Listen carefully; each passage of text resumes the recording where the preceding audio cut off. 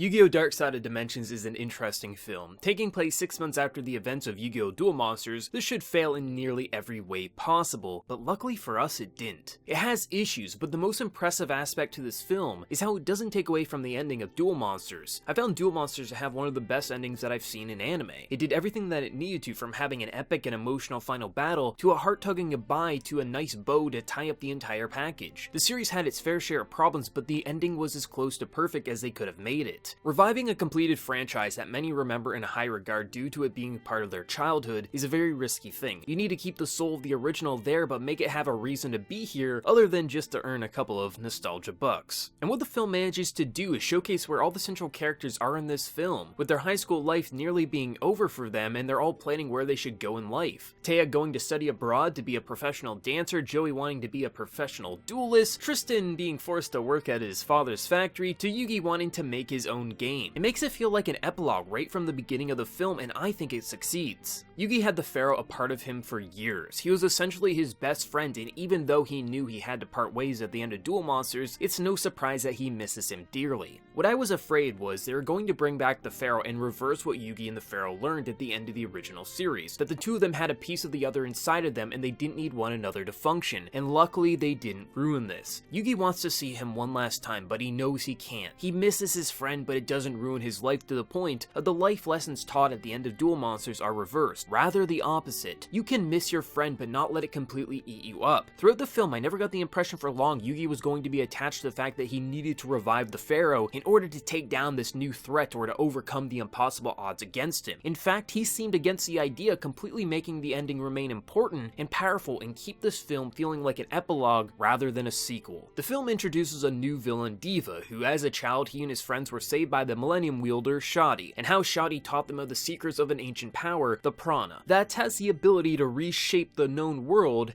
to their desires. He believed that these children would be the perfect wielders for this power, and they would shape the world to what it should be, and when the Pharaoh returns to his slumber, this ability would awaken within them. But should the Pharaoh ever return from their grave, the power would be taken away forever. You get a great amount of backstory and characterization to Deva, so throughout the film it doesn't feel like he's a disposable villain, but rather one just as enjoyable and interesting as some of the best that we had in Duel Monsters. The amount of history and tie-ins to Duel Monsters to Dark Side of Dimensions was great, from learning a bit more about Bakura and his father and how the Millennium Ring came into his possession, on top of how that night was when Shoddy died and set Deva on a path to revenge. It felt like this made it to be a proper tie-in to the series and not a mindless cash-in. What I especially liked is how Kaiba is portrayed in the film. His entire purpose and goal in Duel Monsters was to be the best, and the only one he could never truly overcome was that of his lifelong rival, the Pharaoh, and with him sealed away he can no longer overcome the one opponent who haunts his dreams. He pushes his technology further and further and makes more complex dueling discs and technology that's only limitation is the user's imagination. And I love how the one who wants to bring back the Pharaoh isn't Yugi, but it's Kaiba. See, if Yugi tried to revive the Pharaoh, the movie would have ruined the ending for me. Yugi parted ways knowing this was goodbye and he needed to be his own person. Kaiba, however, never settled his score, so it makes sense for him to rebuild the puzzle in hopes to reawaken his dead rival. And when Yugi pushes the last two pieces into the puzzle, he knows the Pharaoh is gone, and this was how it was always going to end. This is why I love the film, because it keeps the spirit of the ending of the series alive, but gives the movie purpose to exist. Kaiba has to settle his score, and his drive to revive the Pharaoh makes total sense. How Yugi misses him but never wants to revive him is how his character should act 6 months after the original series, and how the film ties into past events makes them relevant and intriguing, and it was wonderfully done. But the film isn't perfect. Where the personal stories and moments the characters share are wonderfully crafted, the duels I found to be a major letdown. Visually they look impressive and are excellent to look at, but for the same reason I disliked Duels in Season 1, I dislike them here. You have 2 hours to make a movie for a long completed series, but they needed to save time in the one way that they could, the duels. The new dimension dueling is basically just a way to avoid sacrificing monsters and allow any and all cards to be played, which is essentially Season 1 in a nutshell. Now, it wasn't horrible to watch. I think the final duels in the movie were pretty well done for the most part, but I found myself thinking I wish they'd hurry up and end this so we could get back to the dialogue. Granted, the duels still felt like Yu-Gi-Oh! Duels, dramatic pauses, long talks, procs before a card is played, they function like typical duels, just the whole idea that bigger is always better didn't work here for myself. But if they were going to cut corners in effort to make this function into a 2-hour time span, I'd rather them eliminate sacrificing in duels to save time than cut corners around the characters. What's impressive is how they modernized Yu-Gi-Oh! Duel Monsters but kept the feeling of the original. This is the best looking Yu-Gi-Oh! Hands down, but the feeling of the holograms in duels, character models, to the way the animation works in the duels, it looks like it did back in the day, just more crisp, clean, and more colorful than we've ever seen. It's a visually impressive treat, and for all my issues with the new style of dueling, the visuals were bloody fantastic. Even the audio was on point, with the sound effects feeling identical to the original but a bit sharper and clean sounding. I watched this in the English dub, and for the most part I was fairly happy. Dan Green reprising his role as Yugi was fantastic, and even though it didn't sound exactly the same, he managed to get back into that long forgotten role brilliantly, as did most of the characters. Some obvious voice actors were changed, but they did get the core cast back, and that's all that mattered to me. Also, it's nice seeing an English dub on a non-censored version of Yu-Gi-Oh! For a change. I found it completely fitting that the Pharaoh returns willingly by himself at the end to take down this great evil, and it wasn't Yugi's doing, but rather his own coming back one last time for his best friend. It was fitting, as Yugi gets that one last goodbye without damaging the character development within the original series. On top, it was such a Kaiba thing to make a piece of tech that could travel to a different dimension just so he can duel a pharaoh in ancient Egypt. Only Kaiba would do that, and it worked because it was Kaiba. It was also nice that we didn't see that final duel, leaving it open as we may never know who won. Maybe he never will beat him, maybe he will. It's best to leave it open-ended in that way, as this rivalry transcended time itself, so to fully close it off would have been lackluster. This isn't a perfect film, the pacing can be off at times, as was the main series, and it was fan service for old fans of the show, but it managed to make a proper epilogue for the original series while tying in past events with some new ones and keeping the soul of the series alive and well. Not many managed to bring back a childhood series successfully, but Dark-Sided Dimensions did as good a job as any. I may not have approved of the new dueling style, but everything else really was my cup of tea. But let me know your thoughts on this film down in the comment section below. Did you enjoy it as much as myself, or did you find it pointless? I'd love to know your thoughts. Be sure to also like the video and subscribe to the channel if you haven't already. And if you like what you see here and you want to help support what I do for as little as $1 a month, then please also head on over to my Patreon if you so wish. So until next time everyone, please take care, and you all have a good one.